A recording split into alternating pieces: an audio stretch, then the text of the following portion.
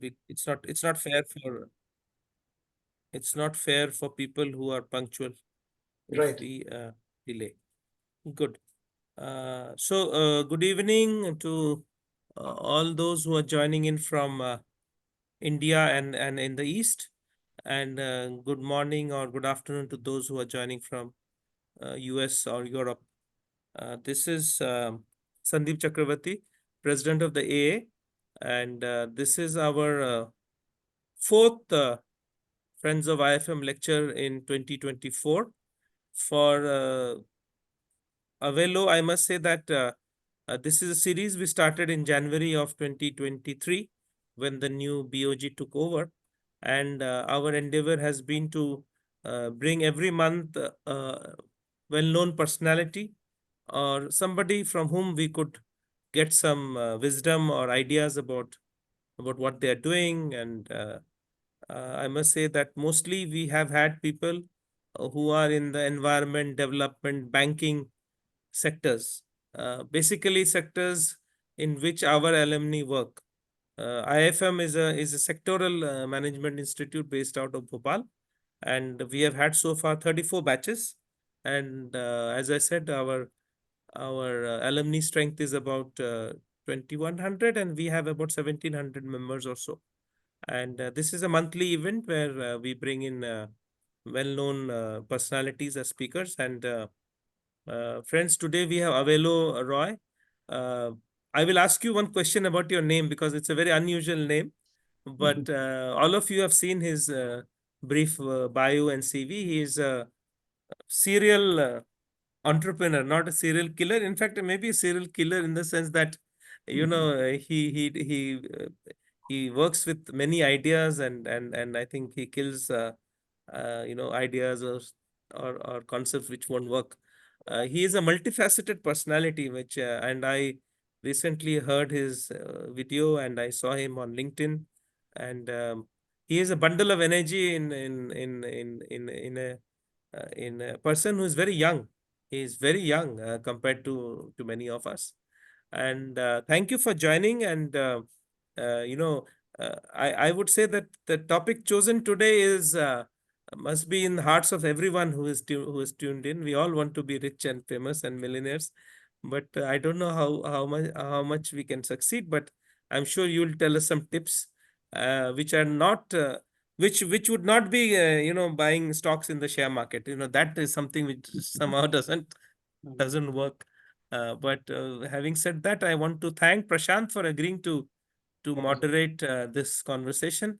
Prashant, as you know, heads the marketing in Abbott. It's a very, very big job he handles, a very responsible position. So thanks for joining. Thanks, Avelo, for doing this for us. And over to you, Prashant. Right. Thank you, Sandeep. I think on behalf of the entire IFM fraternity, again, welcome to you for this on this forum. I think this is I can see the attendees so far. It is a fair mix of young and experienced professionals from IFM.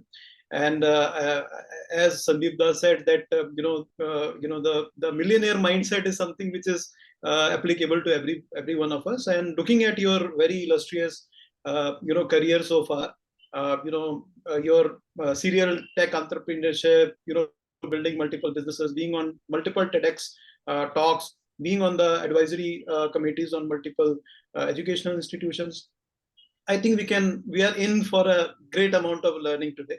So thanks once again for joining us. You want to, before we get into the the thick of the things, is there anything that you would like to share with our audience, which I think, because your brief is like Dada said, in a very young age, a lot of things have done. Just in case I have missed anything, please feel free to kind of add. You know. I'll just speak whenever my turn comes. Sure. But I guess for now it's okay. Okay. Fair. So let us then get into the the question that we have been kind of discussing. I think at various stages of career that people are right now. Like I said, from being freshers to mid-career or senior, even the senior management. One thing which is very, very pertinent at all the stages is how people can be, they can switch from being employees to entrepreneurs. Now, like we were discussing yesterday, that now you can be an pause you for a second, Prashantji. So should I first do a little brief on the Millionaire Mindset, or should we get to question answers right away? No. Feel free. Like Dada said, it's a free session. So you can, I think, start with the Millionaire mindset, and then we can get into the Q&A. That is also fine. I'll do a quick introduction of myself, Sure. and then I'll also get into the some pointers about the Millionaire Mindset, and then we'll get into the Q&A if that's okay with you. Definitely. Can my screen sharing be enabled by the host, so I can share PowerPoint? Amrita, if you are listening to us, can you please? Yeah, sir, you have the hosting rights. I don't have hosting rights. No, Prashant has hosting rights. Prashant sir has the hosting. Okay, let me. If you can kindly make me co-host, that would be Yeah. great. Yeah. Sure. I will make you a co-host. 1 second.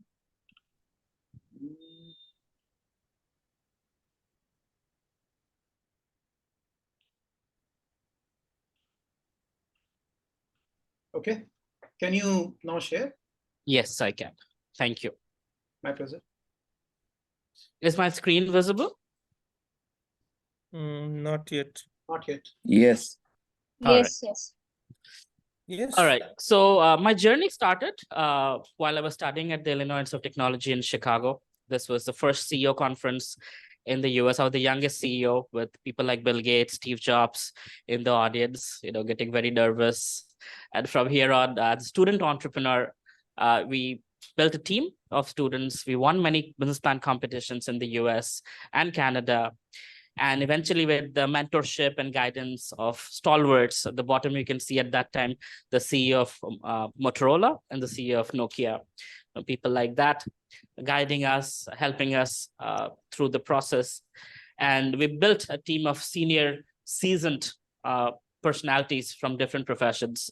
And being only 20 years old at that time, leading this team to build these businesses, starting with this one, which was about wireless communication devices like the Apple Watch, but it was in the form of a necklace, which was supposed to connect people who are wanting to be on social network, but without getting preyed by pedophiles, cyberbullies, and whatnot. So multiple businesses, from artificial intelligence, food science, manufacturing, consumer electronics, and other things.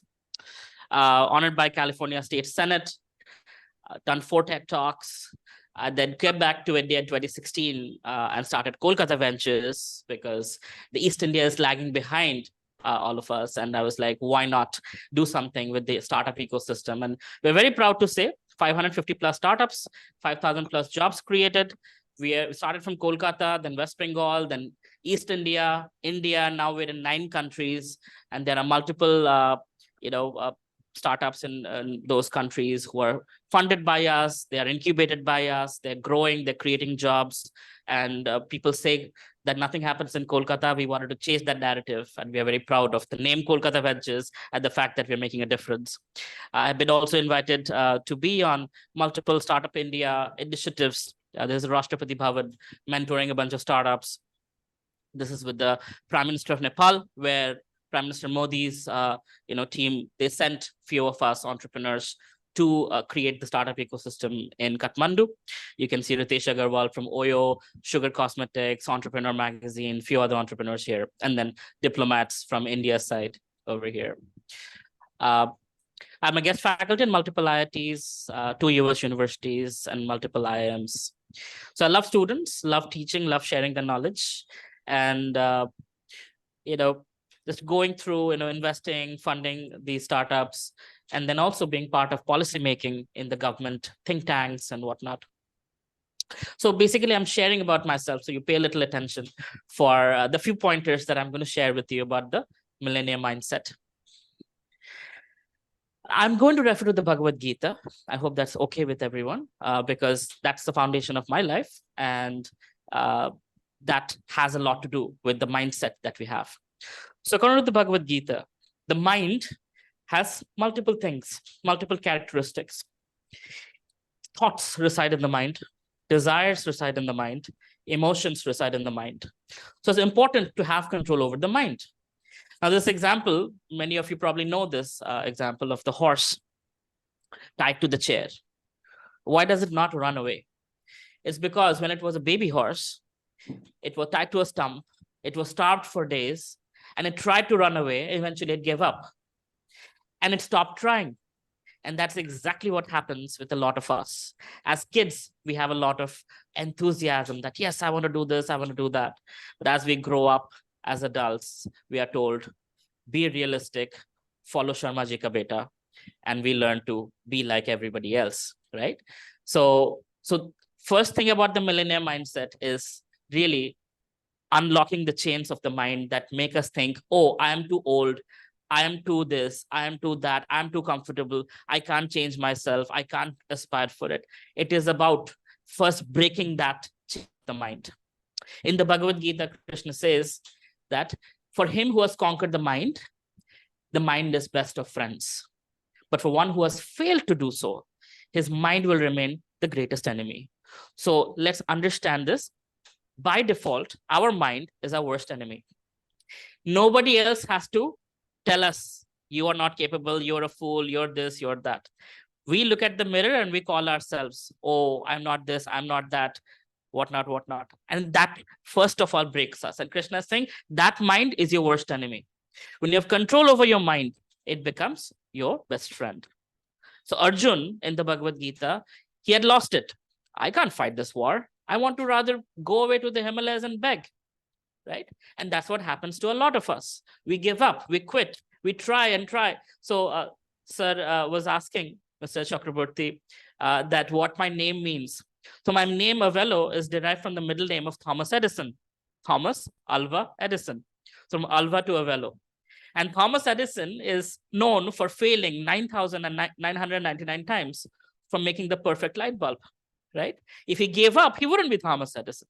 And we wouldn't have lights for a long time. Somebody else would have probably come up with it. So the mind is what tells us, give up, quit, get over it. You're not good enough. And that's the first thing we need to conquer, according to the Bhagavad Gita. Mother Teresa says, the greatest problem in this world is hunger. Not hunger of the belly, but hunger of the heart. That's another aspect. We don't feel supported by our families, supported by people around us.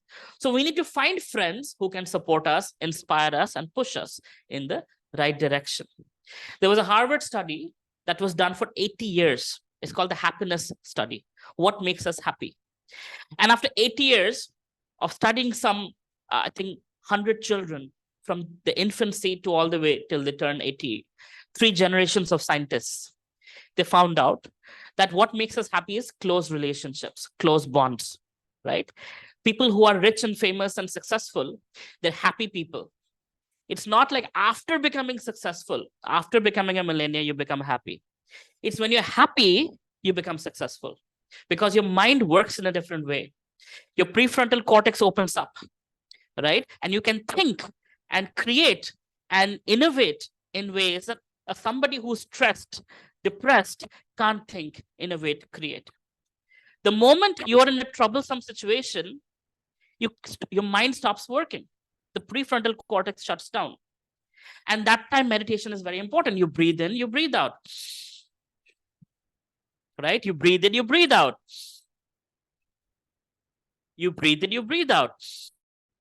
And you open up your prefrontal cortex and you think like a human. Otherwise, the animalistic part of the brain is taking the action. Right? When you're angry, when you're lusty, when you're greedy, guess what? This has shut down. You can't think properly. So, in a mindset starts with the mind, and the mind is your worst enemy. So, what do? You surround yourself with friends and close relationships who inspire you, who push you forward. What does relationships mean? People that trust you, people that believe in what you have that others don't see. Others see your exteriors. But people who are your friends, your grandparents, your mentors, they see the innate potential within you and they push you beyond what the mind is telling you. That inspires you to go forward. And when you fail, when you falter, those are the people you call and you say, hey, I'm struggling. Can you inspire me? Can you give me a 30-second push so I can go forward. I have done that. I keep doing that throughout my life.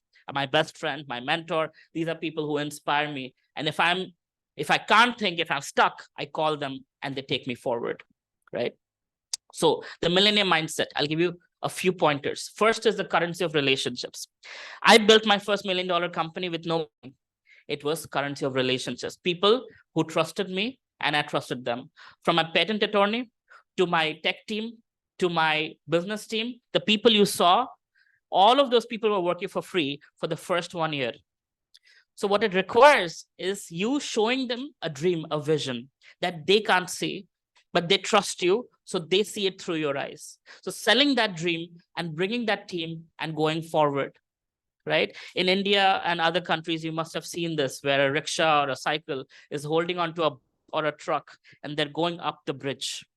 On their own, it would have costed them a lot of energy. But then when they hold on to a big bus or a big truck or a big car, they can go at their speed. And that's what we leverage in our life, our relationships, mentors, right? Our friends. This is Steve Jobs, Steve Wozniak, and Jim Scully. It's important who we surround ourselves with. We become the average of the 5 people we surround ourselves with. So our friends that we have around us, if they're confident people, we will feel confident. If they're broke and drug addicts, that's who it would be. If they're millionaires, it's very easy to get on the millionaire mindset and at least get on that bandwagon, right? So growing together is better than growing alone. Especially if you're an entrepreneur, you struggle a lot. There are lots of ups and downs. So when you're together, you grow faster than when you're alone on your own. This picture should clarify that, right? The power of the gift economy. Now, in life, every time we will be faced with a no, it is our role to find that possibility of maybe and make that into a yes. When I say this, I mean there will be government rules. There will be opportunities. Well, this is not for you. This is only for the top 1%. Or you don't have a chance. You're a small this. You don't come from that family. You don't have the connections. So the whole point is questioning every time you face a no. Can I make it into a maybe? Can I negotiate? Can I push? Can I bend the rules? Right? Not break the rules, but bend the rules. Those who ask, only those are the ones who get it. Those who don't ask, they don't get it. Again, Krishna is saying, I envy no one, nor am I partial to anyone. I'm equal to all. But whoever renders service unto me in devotion is a friend, is in me, and I'm a friend to him. So God is saying, I'm partial to no one. And he contradicts himself and says, I am partial to those who are dear to me, right? So it's important to understand if God is being friendly and more partial towards those who are friendly towards him, what to speak of humans? So it's important that we treat people with respect, with genuine appreciation, with kindness, compassion, and we will see the reciprocation comes. So first thing is currency of relationships. Number 2 is persevere and be creative. It is important to persevere means you have a long-term goal. You struggle in the short term, you fail in the short term, but with the long-term goal, you keep persevering, pushing yourself and missing out all the fun that others are happening. Why? Because when you reach that threshold, that top of the mountain, you will have more fun than those people who are having fun right now and you're missing out, right? And it's important to be creative, be jugaru, to find hacks so that you don't have to stand at the back of the line. You can find that VIP line. You can find that person who can take you to the front and get you forward. Simple example. A king had 2 ministers. One minister, he said, I'll give you $1 million right now. And the other minister, he said, I'll give you 1 cent, doubling every single day for the next 30 days, right? And what happened? The guy who waited 30 days got $5 million rather than the guy who got the $1 million, started buying yachts and world tour and this and that, versus the person who got 5 times more money using the power of compounding, patience. So that's how anything extraordinary works. Whether you start a nonprofit, whether it's a business, whether it's any project, whether you become a influential person, it all started with when it seems like nothing is happening for a long, long time, right? Nothing is happening for a long, long time. And finally, suddenly you see a spike. Well, it didn't happen overnight. You are pushing it, pushing it, pushing it, pushing it. And that's the power of compounding. Anything extraordinary takes time, takes failures for success to show up. And it's important that you keep pushing, keep pushing, keep pushing, and don't give up during these points when it feels like nothing is changing. Whether you go to the gym on 1st January with your New Year's resolution or whatever else that you do, it is important that you persevere through and see the end of it. It takes time. Many people are not successful because they fail to fail enough number of times. When you were walking, you failed. You fell for 11 months before you could walk straight. When you learned how to ride a bike or a cycle, when you learned how to drive a car, you failed, you struggled, you hit yourself, but eventually you were able to do it. It's not different with business, nonprofits, whatever else you want to do in your life. It doesn't matter what age you are, midlife crisis, whatever else you might be having. It is perfectly okay to start at any age, at any time, fail, struggle, keep struggling, keep failing, failing less, struggling less, and eventually little success, less struggle, more success, even less struggle, more success, and now you're a legend. That's how the process works. You build, you measure, you learn. You build, you measure, you learn. You get better and better every time. You fail fast, you succeed faster. This is an article by Huffington Post on me and my co-founder when we were trying to raise money and launch our business back in 2009 in the middle of a recession. Despite economy, college grads set to launch innovative product. All the other startups gave up. They quit. We didn't give up. We were out of money. We sold cheese biscuits on the streets of Chicago to continue our journey. And eventually, we were able to raise money, build our product, go to China, build our business, sell it, build more businesses, and go forward. And life changed forever because we didn't give up, because economy was bad. Everybody thought we were crazy. That who does this in the middle of a recession? Well, we do, because when the crowd is less, guess what? It's easier to succeed. Same thing we saw in the pandemic. When all these big companies were firing people, Kolkata venture startups were actually hiring more people. Our incubated startups were growing anywhere between 300% to 1700% because they were aligning with the problems of the pandemic, and they were growing when everybody else was shutting down, right? 3, predict the future, invest early. It is important to predict the future. Now, that doesn't mean you have to be a astrologer or palmist or any of that. It's important to understand what has happened in the past and what is happening tomorrow. What's the promise of our prime minister? What are the policies coming up, right? History repeats itself. So it's important to understand that you observe the history, just like the pandemic. We saw 100 years ago what happened. 100 years later, something very common things repeated itself with our recent pandemic. Same thing with the Industrial Revolution, the IT revolution, the AI revolution. We see history repeats itself.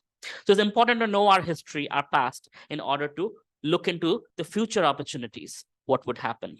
Again, I'm going to the Bhagavad Gita. Krishna says something very important in chapter 2, that happiness and distress are like changing seasons. If it's summer now, winter is coming. If it is day now, night is coming. If it is night now, day is coming. So it changes constantly.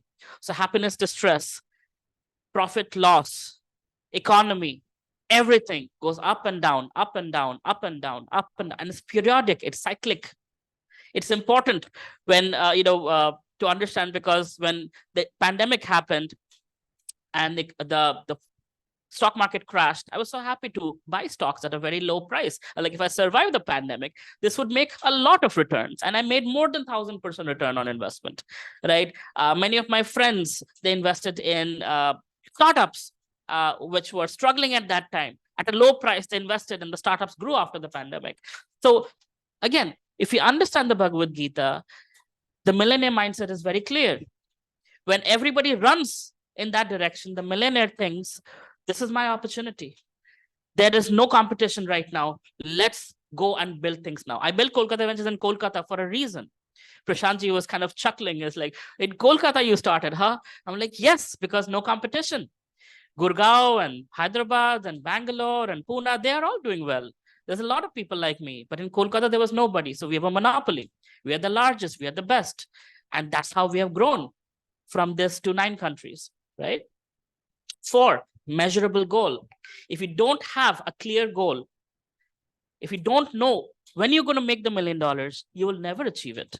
So it's important that you measure your goal, you break it down, and you achieve it day by day. To-do list 3 things at a time, week by week, month by month, quarter by quarter, year by year. If you don't break it down, it will look unachievable and it will always go in the category of someday. Someday never comes, unfortunately. When you tell somebody, I'll meet you someday, that means you don't want to meet the person. People you really want to meet, you say, I'll meet you Friday, 6 p.m. at so-and-so place. Same way, if you want to make $1 million net worth or revenue or whatever it is, it's important to empower your dream with a deadline. You have 24 hours in a day. How you use it every single day leads to a sustainable growth strategy. It can't be, I got motivated by a motivational speaker and that's fantastic. Okay, now I'll spend 8 hours brainstorming this and that, and then it goes away. Motivation goes away. Willpower dies away. But sustainable changes on a regular basis, 3 things on your to-do list every single day takes you from point A to B to C to D to Z, right? That's how you grow. Month by month, year by year, you're growing. Invest in yourself. Now, learning skills, upgrading yourself, whatever age, it doesn't matter. It's important that you invest yourself every single day. If you look at this picture, you'll understand how this man is carving himself out of the statue. Michelangelo would see a block of marble and see statue of David within it and carve statue of David out of that block of marble. It requires qualities and it also requires skills, right? I'm not going to get into this because I don't have so much time, but you can take a screenshot if you want. This is more relevant for, I guess, college students, but relevant for all of us as well. Again, these skills and qualities, they take time to develop. Your evolution takes time. You measure, you build, you learn, and you get better and better. You fail initially, eventually you'll succeed. Small changes every day is sustainable. Learn to say no. It's important that you say no to a million things and say yes to that one thing that will take you to your goal. Either a heck yeah or a hell no.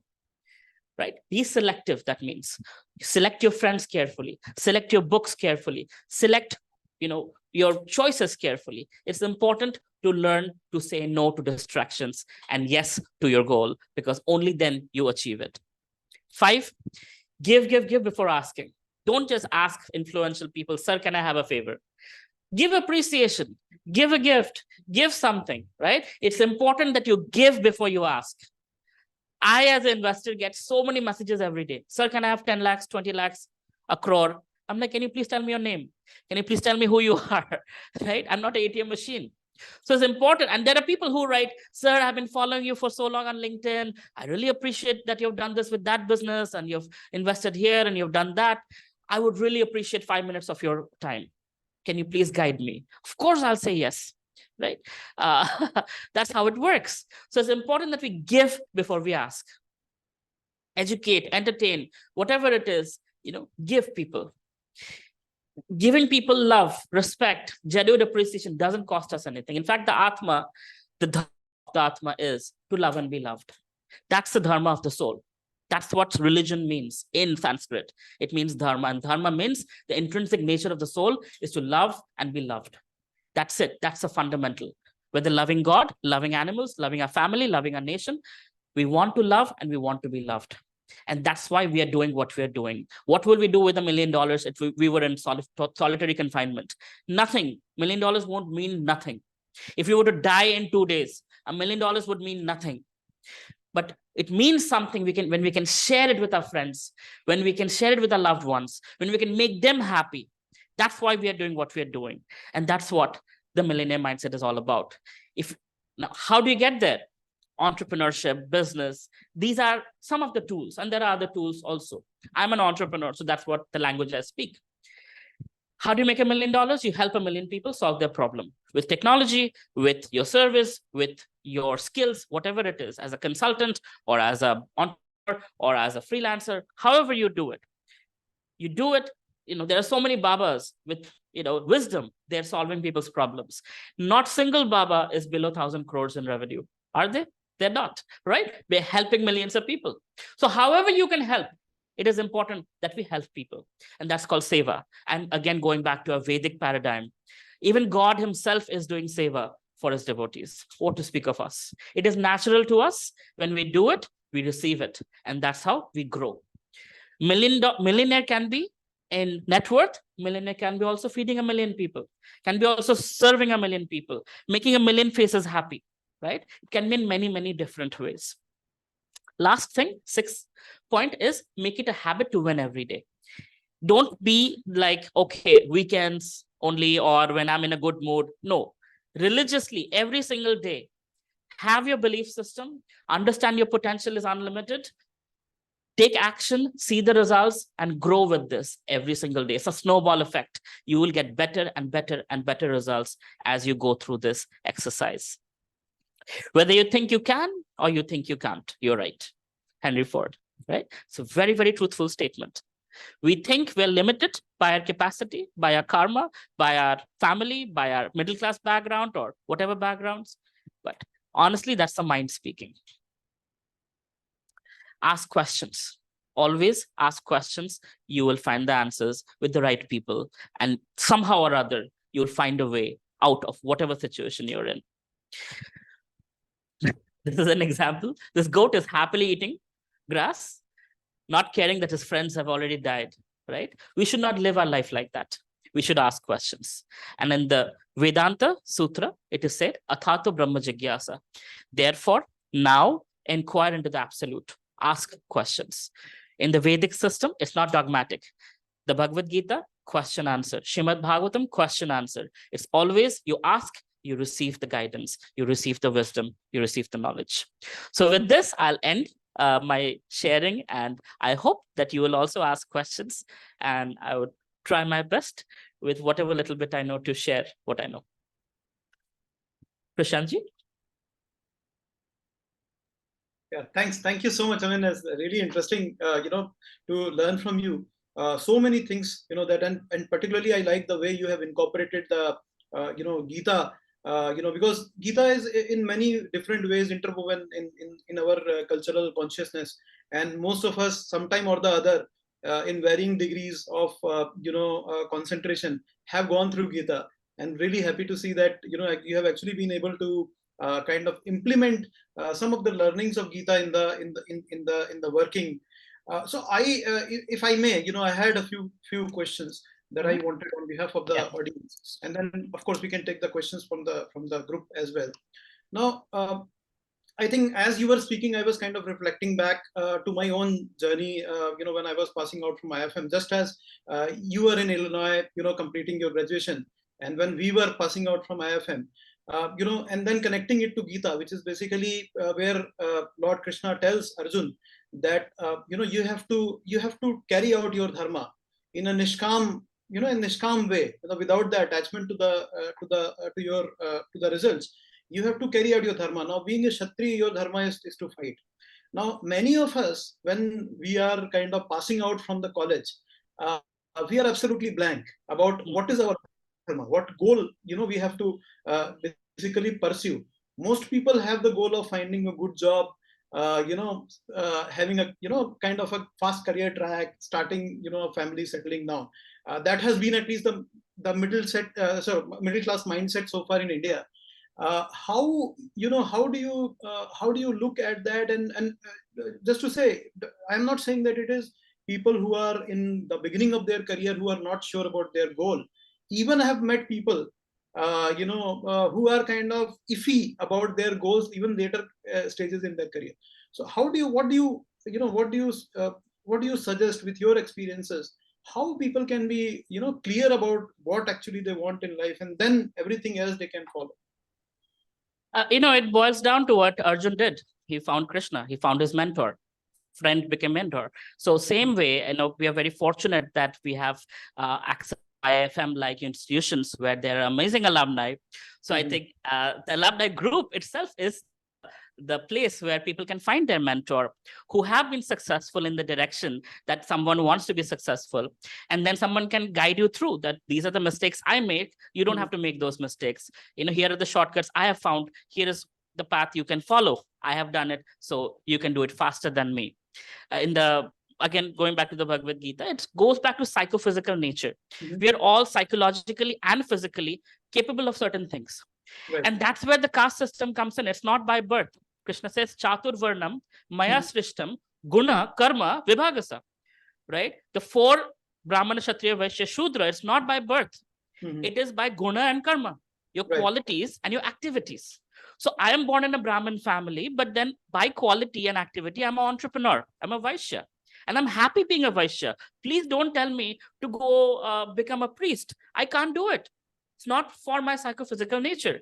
Now, who will tell me that? How will I get that guidance? Somebody who has been through my struggle and has come to that conclusion, maybe a later stage of age, can tell me, Avelo, I see you myself in you, right? And I can tell you, you're the kind of person who would thrive in this kind of a job environment. So why don't you do this with your life and you will find satisfaction? And that's where a role of a mentor comes in. Somebody who has been through where I am right now and somebody who is where I want to be.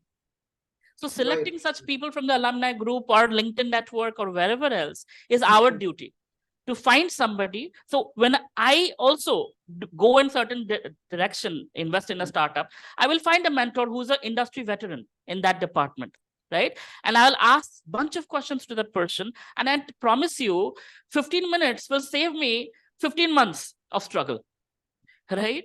Because the knowledge and what they have given me from their learning is saving me the struggle. So no ego. I'm shameless. I'm happy to say, I don't know, I want to know. Kindly tell me. I'm very stupid. Will you please guide me? And that is very, very important.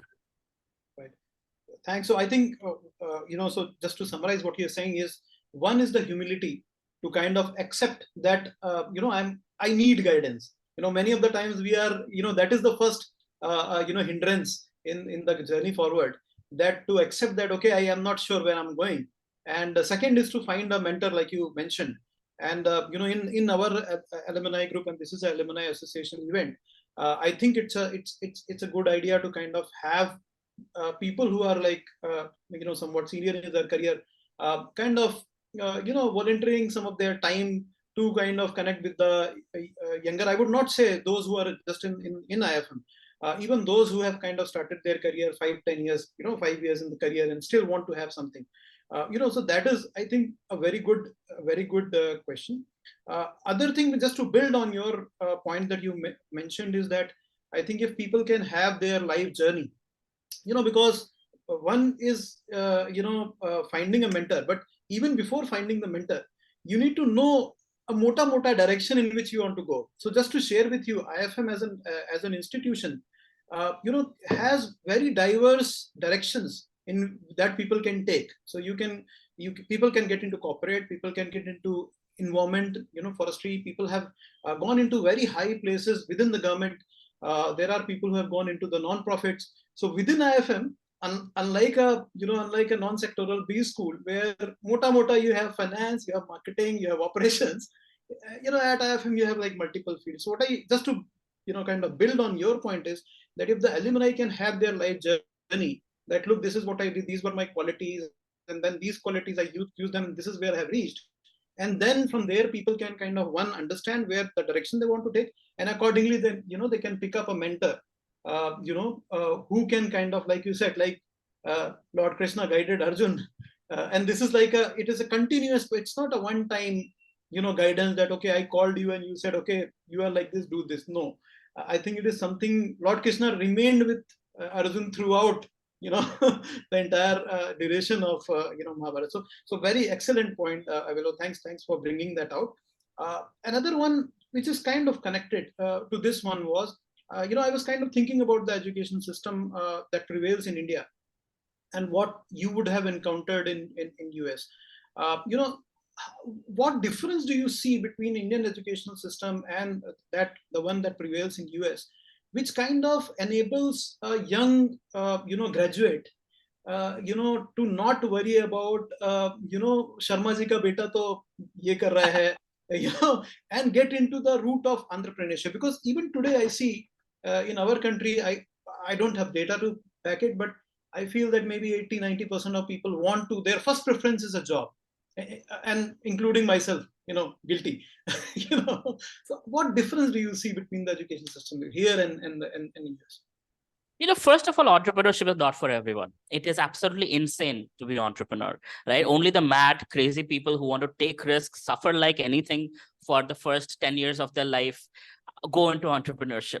So let's first, kind of understand that it's not for those who want a happy life, simple life, eventful life, because entrepreneurship means it's a roller coaster ride every day. Now, what US education does, see, physics, chemistry, math is same everywhere. The content is same everywhere. Professors might be something, but again, there's not much difference inside the classroom. The difference is outside the classroom. I was in 11 organizations. I was in, student government. I was running for election. Being an Indian in an American college, running for election. We wrote the constitution for our Senate. I was very happy because Sarojini Naidu, my great-great-grandmother, she wrote she was one of the people who wrote the constitution for India. I was feeling like, oh, I get the opportunity to at least write the constitution for our, college student Senate. So those kind of things, they build you up. Now, I was never used to reading legalese, for example. Building the constitution as an 18-year-old kid, I had to go through legal jargons, Robert's rules, sociology, political science, all kinds of things which a 18-year-old kid would never get exposed to in India, right? I had the privilege. And then getting exposed to entrepreneurship clubs, robotic clubs, now in India today, we have these kinds of things. At that time it wasn't available, but now ECEL, thanks to our Prime Minister, every good college, every college has an ECEL, entrepreneurship cell. Every college has their fests. Every college has these exposures. But that's what I saw, that in US, I was having access to Nobel laureates. I was learning about money management, credit card management. I was learning about how to eat, eating etiquette, right? So much things outside the classroom that make a human being human, right? And I would see at the same time grad students from India that would come into the US who didn't have that privilege of studying in an undergraduate environment. They were all about the books and the academics and the knowledge. But there is so much more that gives you an edge over others in a work environment that is outside the academics and just your skill set. It is your interpersonal skills. It's your communication skill. I am an introvert. I still am an introvert, but I was pushed from my 3rd month in college to do public speaking, right? And run for election eventually. I remember how hard it was. I was sweating in minus 18 degrees centigrade. But I was pushed to go outside my comfort zone, not in a ragging, bullying sort of way, right? But in a way where it's productive, where I'm learning new skills that I would have never dared to learn. And I think that's what separates foreign education versus Indian education. But I'm very proud to say that in the last 10 years, Indian education system has grown in leaps and bounds. And many, many students have that opportunity today, at least in the tier 1 and tier 2 colleges. I don't know if tier 3, tier 4 is still there yet. Right. No, thanks so much, Avelo. Sandeep, before we proceed, if you have any questions, you're on mute. I'm sorry. I say that people are raising their hands. I think we should. Oh, yeah. Ajit has raised his hand. Ajit, go ahead.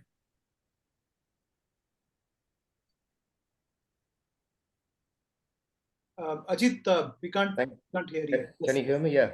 Yes. Thank you very much, Aveloji. It was a wonderful presentation. Thank you for your wisdom. Pleasure hearing this. My question is, could you share some of your key failures that shaped your future success? Absolutely. So when we were launching one of our products, our software was being built in Macedonia. Our hardware was being built in China, and another part was being built in Vietnam. Now, the failure was the Macedonians decided, oh, they're launching and they're VC funded. So let's grab as much money as possible. Now, dealing with international, remote locations and working with them. So they asked for a $10,000 amount, just like that. And it was right before launch. So our investors were like, just give it and let's get it started. And we gave the money, they never delivered the code. What I learned from that was, it's important that as a kid, as I was building businesses, it's important to know, have backups, learn that, last minute when somebody's extorting you, don't just give in. It's okay to kind of say, you know what, I'll start from zero. And that's what we had to do, but we wasted 3 months with that problem. There were situations where a chip was not working and it was not compatible with a certain version of Windows. And everybody said, oh, we have to restart the whole process. And in this case, we didn't restart. I told my CTO, go to the patent filing, find the person who has his name on the patent, get his phone number, and let's get a patch from him. And we got the patch. We didn't have to restart our process, and we went all the way through. So there are times when you have to stop and restart the whole thing. And there are times when you find your jugaru way and you go past all the obstacles. There has been other situations where employees have left with our intellectual property and started building something, copying us. Right? I have pitched to many places. Somebody sitting there who has the money, resources, has better skills than I do, built something that I was building before me and launched it, right? And I was like, oh God, we are dead. But my patent attorney said, Avelo, with intellectual property, the only way to survive is innovate faster than people who copy you. Keep growing faster. And that's what we did. And that's how we won over those guys. Right? So there are many, many such instances where you crash land, you learn, you get up and you keep going. You crash land, you get up, you keep going. And I think that's what entrepreneurship is. It makes you very, very tough. Your failures really make you understand that whatever you have right now can go away. So don't have ego. So it's important that you know that you can go down and you have to start from zero, but it's never zero, because at every stage you have better network, better skills, better knowledge. So even though you become bankrupt, you can grow very fast back to $1 million or $1 billion, because what you know and who you know can never be taken away from you, right? And that's your biggest asset, what you know and who you know. Have I been able to kind of answer your question, Dr. Chandran? Thank you. Thank you very much. Yeah. Sure. I think Avinash has raised his hand. Avinash, go ahead. Yeah, thank you. Hi, Avelo. I'm Avinash, and I belong to a place called Ranchi, which is very nearby to Kolkata. Yes. I started my entrepreneurial journey 5 years back, and well, listening to you is so encouraging. I don't have specifically a question, but I just wanted to speak up to acknowledge what you have mentioned. So much of learning, so much of takeaway for me. I mean, I worked 20 years, 20 good years in rural development area. And then now I have ventured into the services to be provided in the urban area, a completely new domain for me. But thanks a lot to you. The way you have mentioned, the way, you have narrated has already answered so many of my questions. So this is to just acknowledge and thank you. Thank you, sir. Very grateful for your kind words. Ravi. Okay. So actually, Avinash, you said what I had in mind too, and Avelo, there is one particular slide that you showed upfront about the horse being tied to a chair. Okay, one of the biggest problems that I found with young people, okay, I wouldn't say students, with young people, is this insistent desire to work or to find a job. Okay, how do you think, or based on your experience, what qualities have you found in people who have been able to get out of that? It's desire, it's disgust, and determination. 3 Ds. So the desire for something that it's a burning desire. I want to achieve this. I want to change a million lives. The disgust for current situation that they're in. Like, I don't want to be in this situation.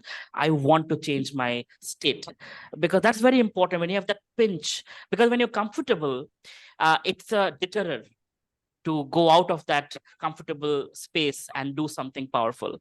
But when you are disgusted by where you are, you to have no other option but to move forward towards your dream. Right? Another D. So, and determination. Determination is that perseverance I was talking about, right? Surviving through the failures and the difficulties and the rejections, and your family members saying you're such a loser. Why are you doing this? Why can't you be like everybody else? And Sharma ji ka beta, and da da da da da, all those negativities, right? The determination to go past all that because you believe that you have a dream, and that's, you dare to actually fulfill your dream. That another D. So point is, it's important that you have those qualities, the desire, the disgust, the dream, the determination, and the daring attitude. And you work on it day by day. 3 things on your to-do list every single day. Whether it's adding people on LinkedIn, connecting, getting a mentor, whatever it is, slowly, but every day making a change.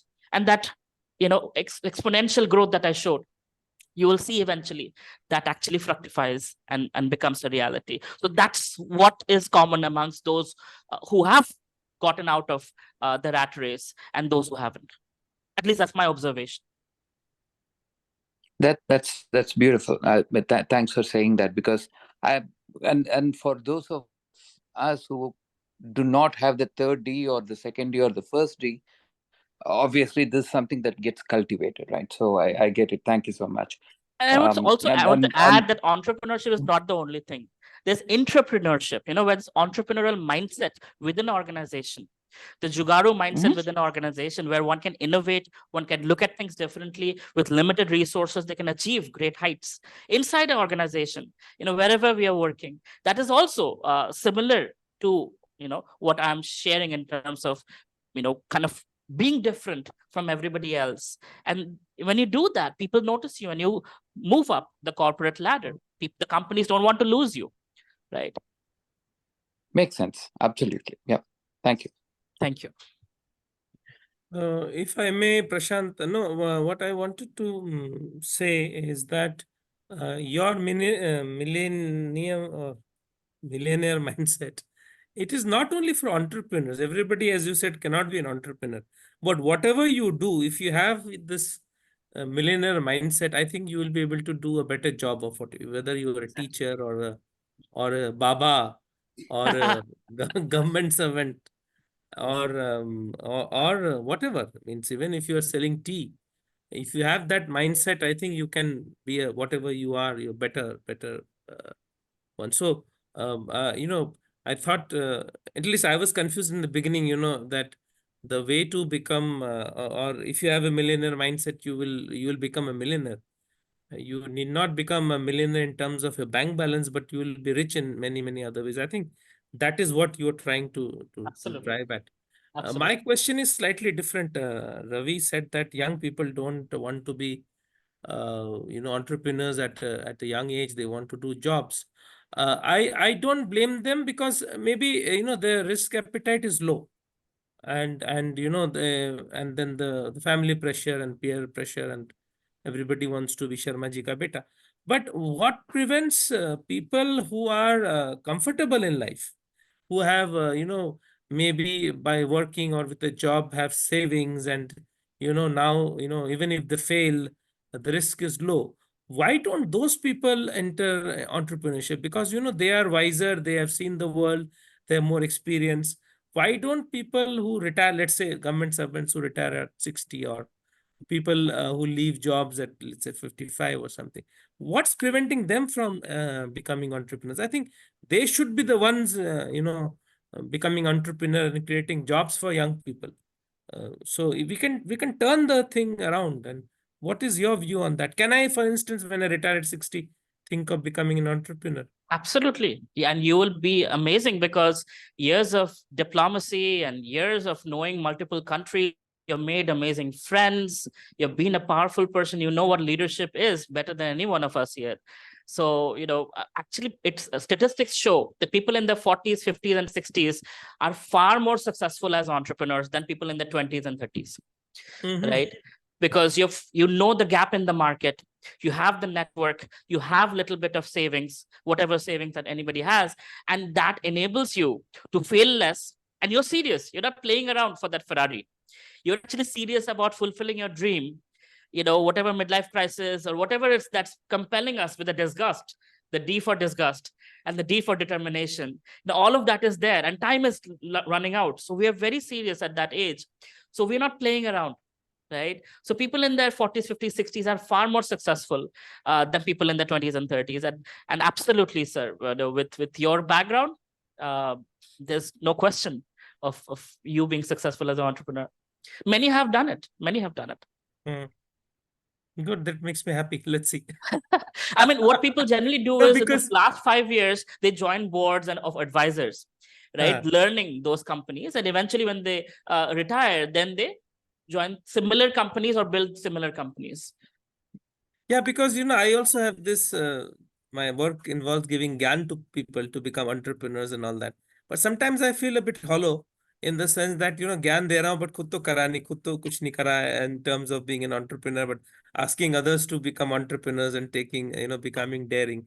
So somewhere in my heart or at the back of my mind is this desire to becoming I have thought of some things. Maybe offline we will discuss, and Sure, maybe sure. Kolkata Ventures could support me. Absolutely. Absolutely. At your service. Over to you, Prashant. I think we're running out of time unless Yeah, there are any one- questions. Yeah, one last question that I just wanted to build up on what you said, and Sandeep, all the best in advance for the your venture. But for those of people, those of us, like what Avelo mentioned, that not everybody can be an entrepreneur. Some of us are very pretty sure about the fact that we either don't want to be an entrepreneur or we feel that we can't be an entrepreneur.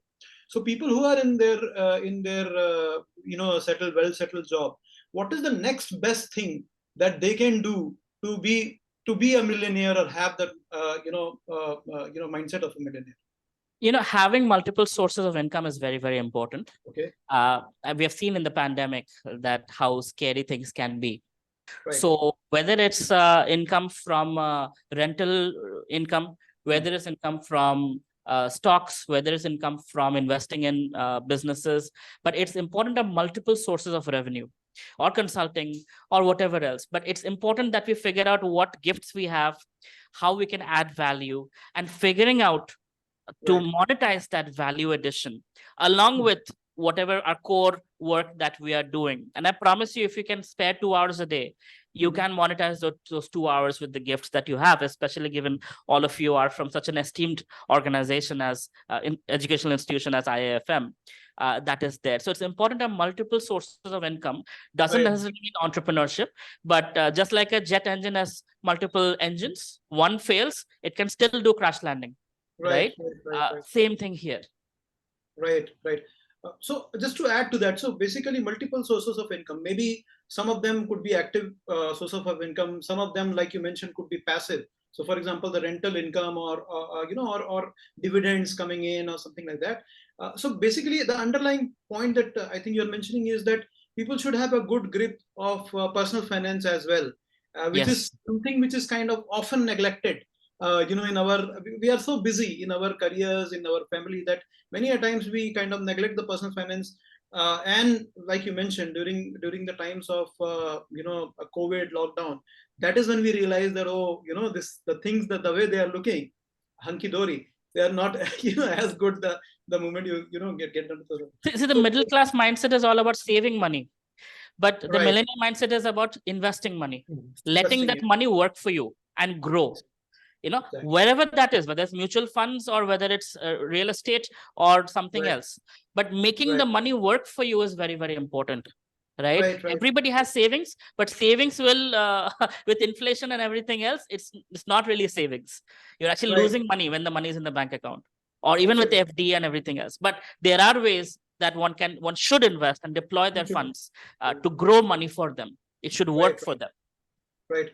So just to share with you and the audience, is a lot of the FIRE movement, the financial independence retire early movement is kind of catching up in India, and within IIFM fraternity, I know a couple of people who have already kind of exercised that and kind of got out of the rat race, as you mentioned. So maybe Avelo, another session we can have around the personal finance and that entire FIRE movement. I think that will be really, really helpful. Absolutely. So with that, I think if there are any questions, if people want to ask anything, if you can raise your hand or put it in the message box, or else we can call it a day. I just want to share my gratitude to Sandeep sir and to Prashant ji, because thank you very much for inviting me. I'm although not very qualified to speak such an august audience, but somehow you have given me the privilege. So thank you very much. I'm very, very grateful. And if there's anything I can do to help anyone, I'm on LinkedIn. My name is very unique, Avelo Roy. So you can just Google me and find me on LinkedIn or any social media. I respond personally. I might take a little time, but I respond. So kindly reach out if there's any way I can serve you. I'm here for you. Thank you very much. Thank you, Avelo. Thank you for agreeing to speak to us. You are a well-known speaker. You do many conferences. But one point I would like to just make for my colleagues is that if there are entrepreneurs in East India, particularly who would want Avelo to mentor them or guide them or maybe invest in them, please reach out to him through in LinkedIn. I also didn't know him. I just messaged him and he responded, and that's why we have him here. So there, you see, there. I have seen in our alumni group people in East India wanting to get mentorship support. There aren't many such organizations in East India. I think one of our alumni, Vineet Rai, who is the man behind Avishkar, he has set up something in Gazipur or somewhere or maybe in Varanasi. So that's the only one we know. And then I was so happy to hear about Kolkata Ventures. And I think we should link up and support people who want to create jobs in East India. Thank you very much for joining. Prashant, if you allow me, then maybe we can close this session. We have finished an hour or so. Sure. Thank you. No, thank you. I want to thank you too, Sandeep, for finding Avelo for this group. And of course, to Avelo for giving his time. And really, I like his humility of giving so much of, sharing so much of insights, yet saying that whatever little you know. So really, thank you. Thanks to both of you, and thanks to all the audiences as well who have taken out for this session. Thank you. Thanks for joining. Bye-bye. Thank you, everyone. Good night. Bye-bye. Night. Good night. Thank you. Thanks. Hello, Prashant sir, can you please stop the recording? Yeah, sure. Yeah.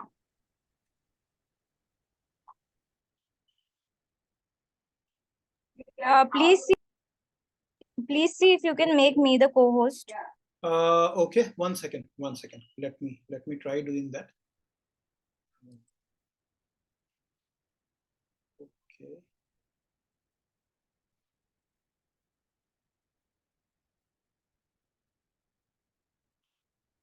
One second.